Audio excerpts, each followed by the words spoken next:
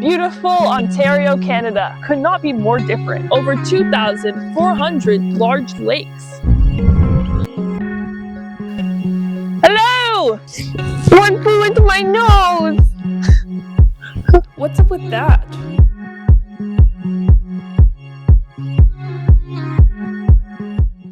Hey everyone! Today we're headed north of the city to visit an interesting ecological and geological zone called an ecotone. Canada is divided into 7 physiogeographic regions, each with its own distinct characteristics. 7 physiogeographic regions in Canada are the Appalachian Uplands, the Great Lakes or St. Lawrence Lowlands, the Hudson's Bay Lowlands, the Canadian Shield, the Interior Plains, the Cordillera, and the Arctic lands. But what if an area doesn't really fall into one of the distinct regions, and instead it shows characteristics of 2 regions mixed together?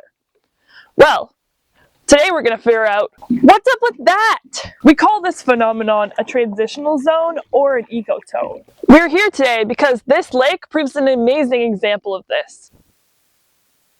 Today we're visiting the land in between, otherwise known as the Kawarthas, in beautiful Ontario, Canada. Ecotones are zones in which ecosystems come together and interactions occur between them. Ecotones come in all different shapes and sizes.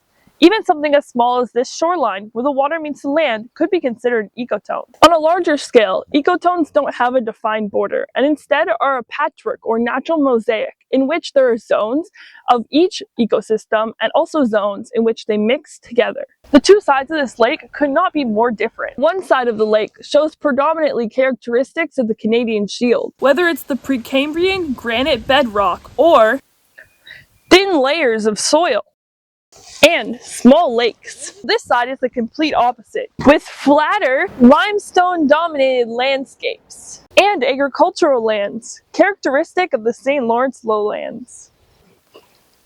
The word ecotone is of Greek origin and comes from tonos, meaning tension. Today we're looking at a transitional zone or ecotone between 2 distinct physiogeographic regions, the Canadian Shield and the St. Lawrence lowlands. This ecotone is often referred to as the land in between. We are currently in the most diverse part of the most diverse ecotone here in Ontario. This ecotone is home to over 2,400 large lakes. Many studies suggest that ecotones are areas of very high species richness, meaning that the number of different species you can find is very high right here. This is because we're at the edge of both regions, allowing for overlap between the species ranges.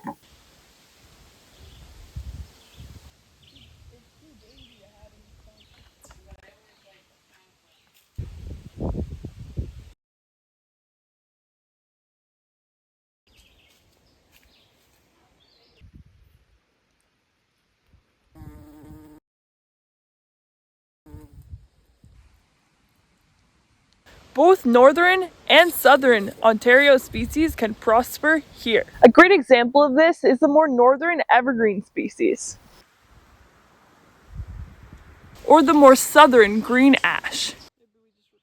Some research even suggests that ecotones could exist as speciation centers, areas in which species diverge from each other at a particularly high rate.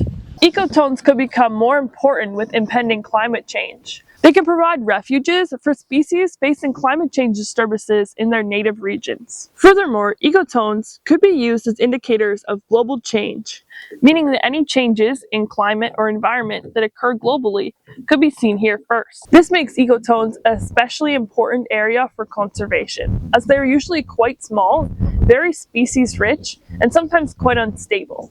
Ecotones are marked by great change, such as great variation in elevation.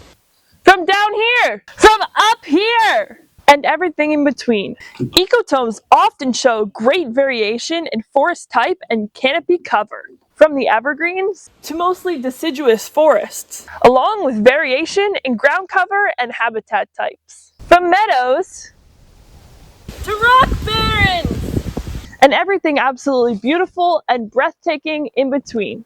All this variation and diversity is what makes this wonderful and beautiful place an ecotone. Alright, that's it for me. I better go back to exploring. There's still so much to see. But if you live in an ecotone or have anything to tell me, let me know in the comments below. Stay curious and like and subscribe for more videos.